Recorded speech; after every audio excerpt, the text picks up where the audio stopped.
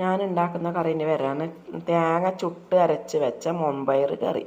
അതിൽ 2 തക്കാളി, 1 സവാള, 4 പച്ചമുളക്, പിന്നെ 2-3 അല്ലി വെളുത്തുള്ളി.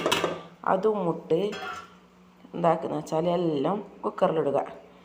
കുക്കറിലിട്ടിട്ട് പാകത്തിന് വെള്ളം കൂട്ടണം. പാകത്തിന് വെള്ളം വേകുന്നതനുസരിച്ചിട്ട് പാകം കൂട്ടണം. എന്നിട്ട് എന്താക്കുക, പാകത്തിന് വെള്ളം കൂട്ടി പിന്നെ കുറച്ച് മുളക് പൊടി, കുറച്ച് മല്ലിപ്പൊടി, കുറച്ച് മഞ്ഞൾപ്പൊടി, പാകത്തിന് ഉപ്പ്, അത് 3 ഇട്ടിട്ട് ഒരു സ്പൂൺ എടുത്ത് ഇളക്കി കൊടുക്കുക. ഇളക്കിയിട്ട് കഴിഞ്ഞിട്ട് ഇതെല്ലാം എന്താക്കുന്ന വെച്ചാൽ കുക്കറിന് മൂട് ഇട്ട് അടച്ച് വെച്ചിട്ട് ഗ്യാസ് ഓണാക്കിയിട്ട് ഗ്യാസിൽ വെക്കണം.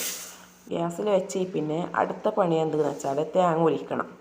അടുത്ത പണി തേങ്ങ ഒലിച്ചിട്ട് ഇതാക്കുന്ന 2 പകുതിയാക്കിയില്ലേ മുറി, 2 പകുതിയാക്കി പിന്നെ അത് അടുപ്പിൽ വെക്കണം. തേങ്ങ ചുട്ടിട്ട് ഇതേ കളർ വരും. എന്നിട്ട് അതിനകത്ത് ചിരകണം. ചിരകി കഴിയും പിന്നെ അത് മിക്സിയിലിട്ട് നല്ലോണം അരക്കാം.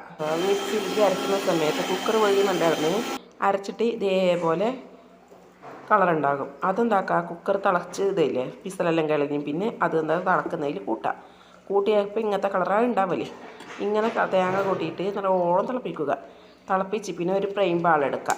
ഫ്രൈ പാലെടുത്തിട്ട് അത് വെള്ളമെല്ലാം പോയി പിന്നെ കാഞ്ഞി പിന്നെ 2 സ്പൂണ് വെളിച്ചെണ്ണ ഒഴിക്കുക.